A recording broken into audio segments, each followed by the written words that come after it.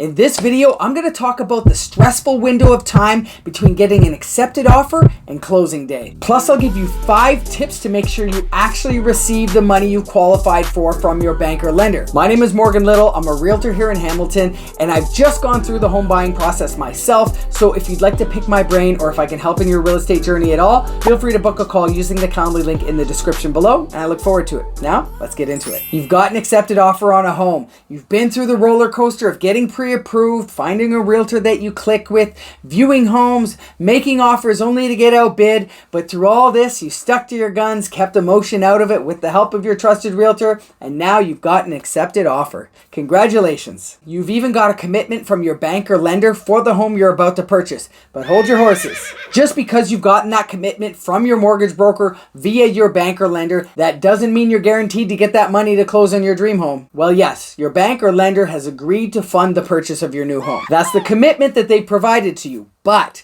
there are conditions that now need to be met. Like I said, I've been through this recently, so I know exactly how you feel and I know how stressful this time period can be. You not only must meet the requirements laid out by your lender in the agreement, which would include likely providing supporting documents showing where the funds that you're contributing to the purchase are coming from, whether that's from your RRSP, FHSA, maybe a gift from a parent, which would include a gift letter, as well as employment letters, pay stubs, bank statements, and explanations of any large money movements. All of this stuff should have been prepared and you should have expected to have to provide it. But on top of all that stuff, this is the most important thing. You need to make sure you do not make any major changes during this period. Here are 5 things that you need to pay attention to during this time. Number 1, do not make any changes to your employment. For God's sakes, do not quit your job. This should be a given. But even if it's a promotion or for a higher paying position, you may be temporarily in a probational period for that new position, and this may not be good enough for a lender to feel secure. If you're in this situation, let your employer know that you'll gladly accept the position once you've closed on your property. I'm sure they'll understand. Number 2, do not apply for credit. Right now, banks are handing out pre-approvals for lines of credits and credit cards to those with good history. But these kinds of offers come up often, so don't get FOMO thinking you're going to miss out on some great deal and accept some new line of credit that you hadn't planned for in the first place.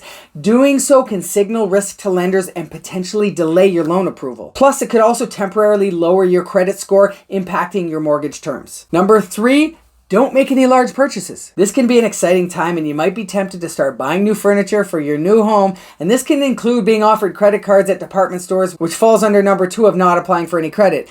Any large purchases could be a red flag to your lender, and any large credit card purchases could throw off your debt servicing ratio out of balance and change the amount of money that you actually qualify for in the end. Number 4, and this one is to do, and that's pay your bills on time. Amidst all the chaos of moving, it's easy to overlook bills. However, missed payments can harm your credit score and jeopardize your mortgage approval. Set up an auto pay and reminders and just stay on track. And number 5 on the list, and that's another thing not to do, is ignoring important dates related to your closing. As I mentioned, you're going to have to provide supporting documentation, fulfilling the requirements set out by the lender by certain dates. Your mortgage broker should help you with this. Also, make sure you get your insurance set up in time, get your utility accounts set up, including hydro, gas, water, any rental items like the hot water tank, your property tax account set up with the city, scheduling your internet install, and booking your movers. Pro tip, don't plan to move on closing day. Closing can often be at the end of the day, 4 or 5 o'clock in the afternoon, and you may not have time to get those keys, or you may have your movers scheduled for early in the morning